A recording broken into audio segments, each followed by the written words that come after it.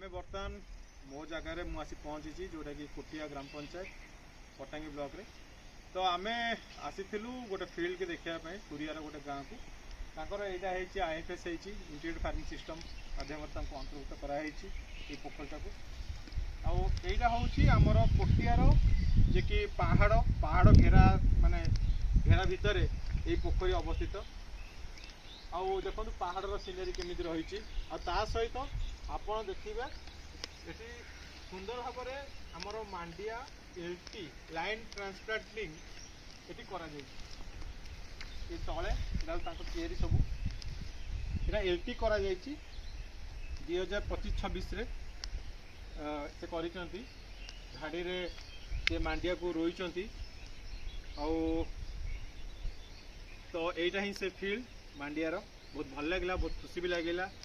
कहीं से आगुरी पारंपरिक ट्रेडिशनल मेथड से मांडिया करुले जेहेतु आम कहलु जे कि सरकार सहायता अच्छी कृषि विभाग सहायता अच्छी एवं मिलेट मिशन जेहेतु ये कम करुच्ची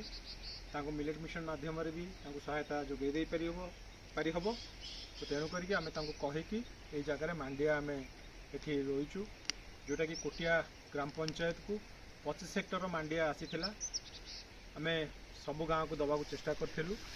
और प्रत्येक लोक जमी झाड़ी रे मांडिया रुहतु एवं से माने ये धाड़ीर बेनिफिट कौन से माने जानिबा निहाती भाव आवश्यकता अच्छी कहीं से माने ये चाषरू ही तांकर जीविका तांकर बंचिबा सबुकिछि चाषरू राति पाइले ये जो पहाड़ देखुंत ये पहाड़ रे समस्या लुचि जाती राति पाइले पुणी जितेबले संज है आसे सूर्य अस्त हो जाए सेतेबले ये लोक मानू देखा मिले ये जगार माने तांको घरे देखा मिले आ बाकी तक समय दिन बेला से माने सकाळू पड़े जाती डंगर को माने पहाड़ को से डंगर कहती आपर से चाष कम लगी था तो बहुत भल लगे बहुत खुशी लगे निश्चिंत भाव में आपड़ जितेबले भी कोटिया आसुँच माने देवमाली आसुँच बुलायापी